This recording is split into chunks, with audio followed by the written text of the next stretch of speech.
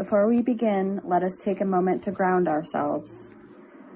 Grant me the clarity to see the path before me, the courage to face the challenges that come my way, and the wisdom to discern what is within my power to change. Guide me to live with humility and gratitude, to find peace in the present moment, and to walk this journey with purpose and an open heart. May this space be one of reflection, connection, and hope as we seek to grow together one step at a time. Good morning, my daywalkers, my creatures of the night, my warriors, my wanderers, and everybody else in between. Welcome to the Road to Runes on the Infinite Frequency. And wherever you're listening from, I welcome you, and I'm so glad you're here today. If you're new and you've just found this frequency, you've just found the Road to Runes, it is not an accident. You are supposed to be here. And there's a message waiting for you. So, welcome all of my tribe. Today is a special day. However, at the same time, it's not a special day at all. It's just another day. What do I mean when I say that? Well, you see,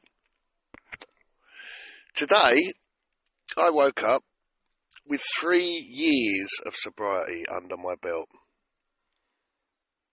I started this journey 5 years ago, and I didn't have a clue what to expect. I certainly could never see the point, I couldn't see this point in the future where I would wake up with 3 years behind my belt, where I'd be working a program harder than ever before, and I had gone on to add to it through other programs and other research. And my way of life now is incredible. Yes, I'm homeless. Yes, I'm in a tent at the moment, although that changes on Friday. I don't see my children yet. That's a work in progress. It's going to take a longer time. I don't see many of my family members, but that's not the point. You know, the point is I've managed to put the work in. So I'm going to talk you through what it was like, what happened, and what I did to get to where I am today, and you know, maybe what I didn't do as well. First of all, I just have to say that I am so super thrilled to have got to this point. I want to thank all the recovery programs out there. I want to thank my fellowship, my tribe, my sponsor, my sponsees, the people that have walked beside me, that have answered questions when I had questions, no matter how stupid they were, the people that answer the phones when there's just nowhere to turn. You know, all of these tools, all of these things came into my life because of the program of recovery. Now, before I entered the rooms, I was lonely, bitter, twisted, angry, full of hatred, full of fear, full of resentments, which is interesting because in the beginning I'd have said to you, I'm not afraid of anything. And as I went through the program, I found out that I was absolutely petrified of everything, any decision, any choice, just anything. There was a loneliness that hung over me. It was horrible. It was dark. It was twisted. It was a loneliness where you could be in a football stadium full of people and still be alone. The chaos was all around me. That's all I knew. And the weight of it all had become too much. I had lost everything. I was yet to lose more, which I didn't realise, but at the time I believed I had already lost everything. And what broke me? I think it was a combination of things. Losing all of my friends, family, my job slipping away from me. And I needed to change. I had tried everything. I had tried changing my drinks. I tried changing my environment. I tried changing the people so I didn't have the substances around me. I tried everything. And then I had to surrender and accept the fact I needed more help than I was willing to admit. Now, the first group I went into was AA, Alcoholics Anonymous. And I'll be honest with you, it was an accident. I ended up in an AA room. My face was on the screen. I'm trying to back out. I'm like, oh, shit. And then I heard the words, we will love you till you love yourself. Those words shattered the walls I built around me. Those walls shattered all of the illusion of I'm okay. Those words shattered my world. And then I had a gentleman, Mexican guy, when I looked up, looked like a proper gangster. He said, yo, homie, you got a sponsor? I don't even know what it is. You got one there, homie. I didn't have a clue what he meant. I didn't have a clue. So I kept going back, because they kept telling me to go back. These people that had only just met me were telling me to keep coming back. And don't drink or use no matter effing what. So I kept going back. I kept going back out of curiosity at first, I believe. There was these motherfuckers in the room that were smiling, joking, laughing, despite the fact having lived the same life I lived, or was living. Some of them to a worse degree, some of them not so bad. But that wasn't what I was looking at. I wasn't looking at the differences. What I was looking at was the similarities, and oh my God, there was vast amounts of similarities. There's a couple of chapters you read in the beginning, and oh my God, did I resonate with them. They hit home like a ton of bricks. I've changed my drinking, changed my cities, changed my jobs, I won't do this, I won't do that. And none of it worked. None of it. Absolutely none of it. And it didn't click straight away. I started going, then coming away, then going. And then my sponsor hooked me up with a sponsor brother. That's someone else in the program who's new. And we both came into the program pretty much at the same sort of time. And we ended up doing, our sponsor sets 90 meetings in 90 days. So that's a really good start. And what I will say is the foundation that put into my recovery program was immense. Now, I had someone to do it with. And we used to turn up to all these different meetings like a tag team. You know, we'd get up in the morning feeling, as you do, not ready to face the day. We was in lockdown. We were stuck indoors. It was horrible. I had to deal with my thoughts. And then we started bouncing around meetings together. We become known as the Terrible Twosome. It was awesome. We met some really good friends, made some good connections. And we made it to about 180 meetings. It felt like 5,000 in 90 days. Because we was told that if we make it, then at the end of 90 days, we get a gift. So we was rushing through these meetings, but we was learning so much. We didn't have a clue, and we was going to these meetings, and we was picking up this knowledge and listening, engaging, sharing, helping out where we could. And in doing so, we got to the milestone of 90 days, and we had a lot more than 90 meetings. And then our sponsor said to us, do you want to know what you get? Yeah, of course we do. Are you excited? Yeah. Wicked. And then he dropped the bombshell. You get to do the same thing again tomorrow. There was no special prize for doing hitting 90 meetings in 90 days. Certainly no special prize for doubling it up. What an arrogant idiot I was. I can do this better than anyone. But it was beautiful because in taking the suggestions and putting the work in struggling with acceptance, that was a big thing at the beginning. I struggled to surrender to the idea I was an alcoholic, and I struggled to accept the idea. But as time went on, I took the suggestions. I started to do things. I started to see changes in my life. You know, there's sayings you're going to hear in the program. The work is, the magic's in the work you're not doing. That's so true. Do the next right thing. Well, I didn't know what the next right thing was, but I knew what the next wrong thing was. So I just didn't do that for a little while. Then I started to acquire a couple of 24 hours. I started to get a few days under my belt. And, the most important number in AA is 1, and that's the one you're on. And what's been beautiful is as I've gone through, I've seen lots and lots of changes. There were things that helped me along the way. The fellowship, that's huge.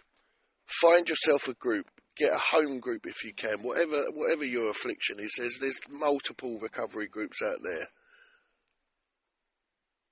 And in getting numbers, I started to realise I wasn't alone. I started to have people that were ringing me. I started to ring people and they was answering and always happy when I rang. And the same for me when they rang.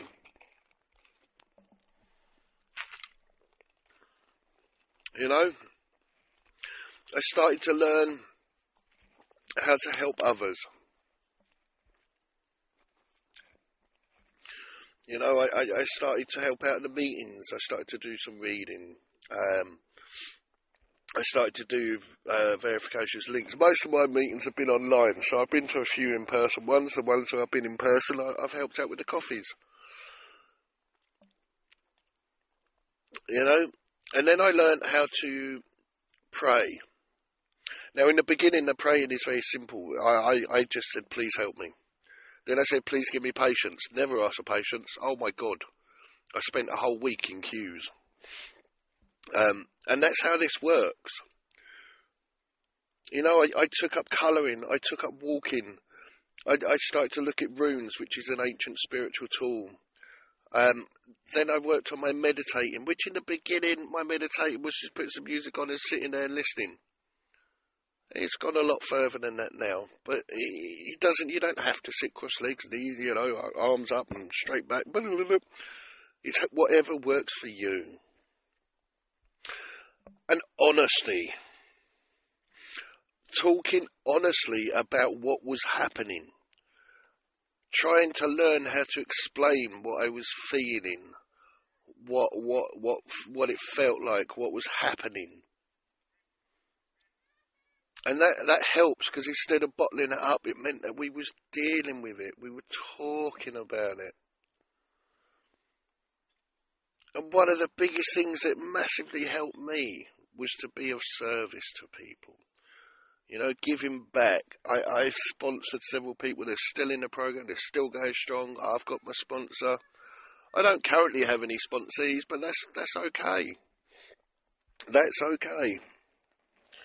The ones I started with, they've gone on to get other sponsors, partly because I had my relapses. Like, relapses are a huge part of my recovery. The first 2 years was very, very difficult. I got to about 140 days, and then after that, I struggled to string a few days together. But somehow, along the way, it all changed. The obsession was lifted. The craving's gone.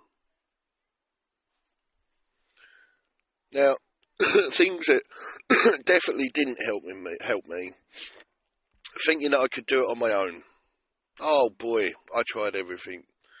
You know, one thing I'll say to my younger brother out there who may or may not be listening is, you know, he tried to advise me to go and find a fellowship, find a group of people that had been through it, that understood. And I didn't understand that. At the time I was buoying him off. I was saying to him, I don't see how that's going to help. What can a bunch of drunks tell me? Well, it turns out they can tell you quite a lot, because they've been there, they've done it, they've made the choices, they've made the sacrifices, they've walked the walk, they've done the journey.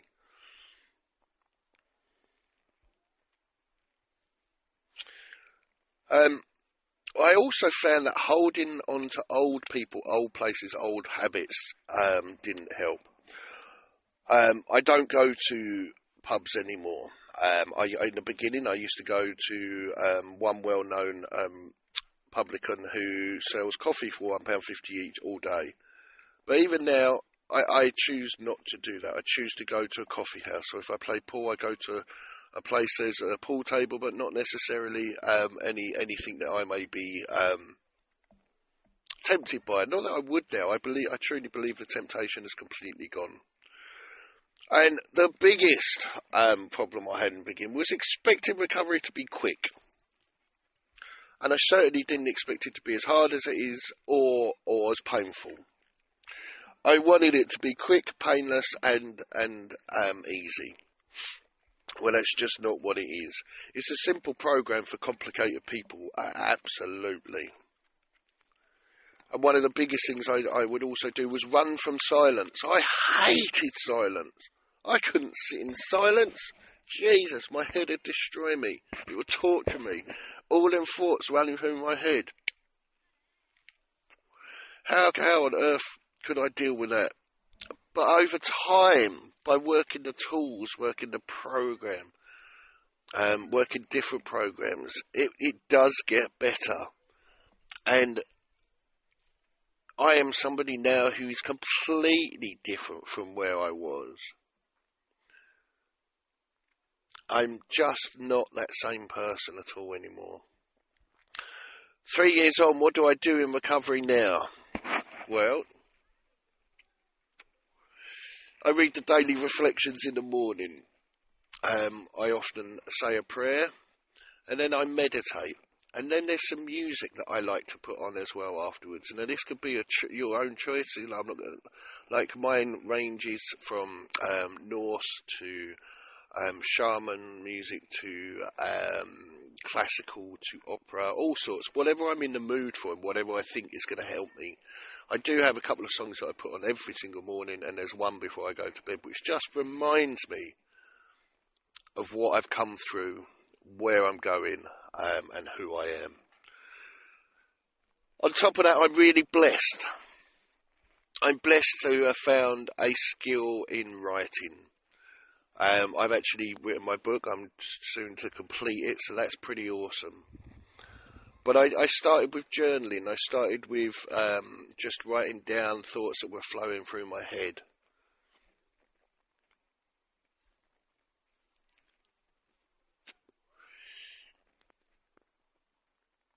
I turned recovery into creativity. You know, I started a podcast, which is what you're listening to now. This has been a project of mine since I stepped foot into the rooms. Very early on, I decided I wanted to try and do this. And it's also one of the biggest gifts I've had, because it's also the first thing I've ever started and gone on to complete. And it's not completed, because it won't be completed until we have as many people as possible on this message and healing with us.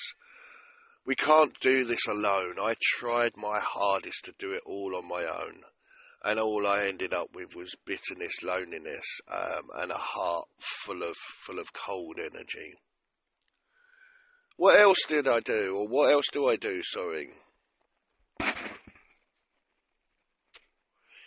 Helping others outside the rooms and inside the rooms. Now, we're all very good at helping people that are in the rooms, in the program. I took it one step further, and I try to help people that are not in the rooms as well. You know, it can be simple things like taking a rubbish bag out and cleaning some rubbish up off the street, not for any recognition, not for anything, just to help, just to do my bit for society. You know, helping someone if they're struggling with their bags, or just looking out for where I can help people. And I live by principles: honesty, discipline, and service. I try to always be available to serve. I try to answer my phone whenever it rings. I try to live a life of pure honesty. I don't want the chaos to come back, and so I find that really helps me. And that's about replacing chaos with structure and purpose, which, you know, this in itself is my purpose, is to talk about what I've been through, what worked, what might help you, and just keep pushing forward, because this is never a program that I graduate from. I do believe I'm recovered. I do believe I've been in recovery 5 years, and I'm now in the discovery journey. That doesn't mean to say that I can't slip up. I don't think I will, but it doesn't mean to say I won't. And the only way I can make sure that I don't is by continuing to work upon my spiritual maintenance and keeping my contact close with both my fellowship and my higher power, which I choose to call Odin.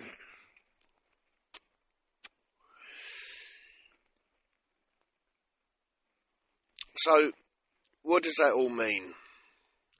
Well, it means that 3 years sober, it doesn't mean I've arrived. It means I keep going. It doesn't mean I've passed. It means I'm on my way. It doesn't mean I'm close to the finish line. It means I've just crossed the start line. And this is how I have to live for the rest of my life. And I choose to live this way. So if you're new and you're struggling, welcome. I promise you it's worth it. The pain is worse. The pain is worth the peace you get on the other side, but it is a painful journey. It is something you got to work at, and there's a lot of suggestions that will be passed your way, and it's up to you if you take them. But I promise you, if you do, you too can have a life beyond your wildest dreams.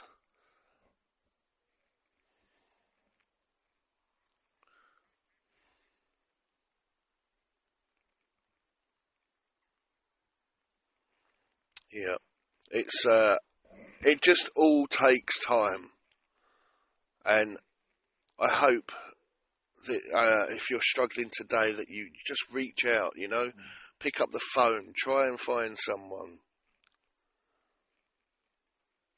and if you do these things, if you work on this, and I work on it like my life depends on it, because it really does. It's as simple as that. Like I was a defeated man. There was nothing left, a shell of a person. And it took time. But today I stand here before you, the warrior I am. I am L.E.O. Lothbrook, 3 years sober today. And I keep walking the warrior's path. So, there are some steps, there's a set of promises that go along the 9th step. Now, I've slightly adapted them today to the warrior's way. And so, here are the 9th step promises, the warrior style. Where once there was fear, now there is courage. The strength to walk into the unknown without flinching. When once we were chained to the past, we now stand unshackled, free to fight for today and tomorrow. We will know a new freedom, a new fire, no prison of addiction, no leash of despair. We will carry scars, yes, but not as weakness, as marks of survival, proof of battle endured. We will see our brothers and sisters not as enemies, but as allies on the same warpath. The weight of guilt will lift, not forgotten, but forged into armour of wisdom.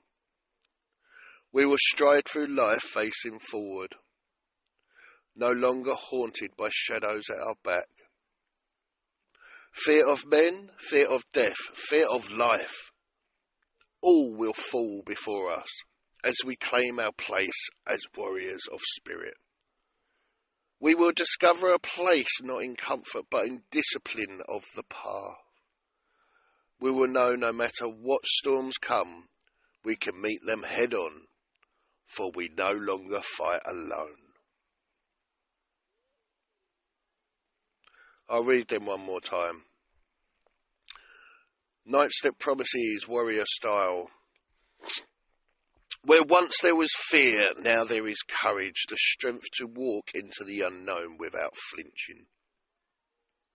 Where once we were chained to the past, we now stand unshackled, free to fight for today and tomorrow. We will know a new freedom and a new fire, no prison of addiction, no leash of despair. We will carry scars, yes, but not weakness, as marks of survival, proof of battles endured. We will see our brothers and sisters not as enemies, but as allies on the same warpath. The weight of guilt will lift, not forgotten, but forged into armour of wisdom. We will stride through that life facing forward, no longer haunted by shadows at our back. Fear of men, fear of death, fear of life, all fall before us as we claim our place as warrior spirits. We will discover peace, not in comfort, but in the discipline of the path. We will know no matter what storms come, we can meet them head on, for we no longer fight alone.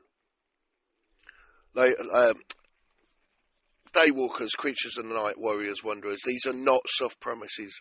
These are battle oaths. Don't whisper of comfort.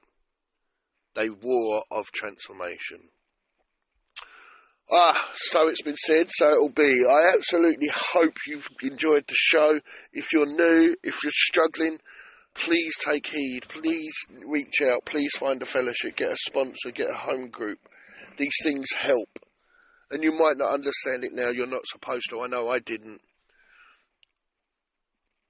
But you are not alone. You don't have to feel this way anymore. Today's the day we can start the F over. Well, ladies and gentlemen, I hope you've enjoyed it today. I hope I've touched upon some stuff that will help you. I hope the message is there.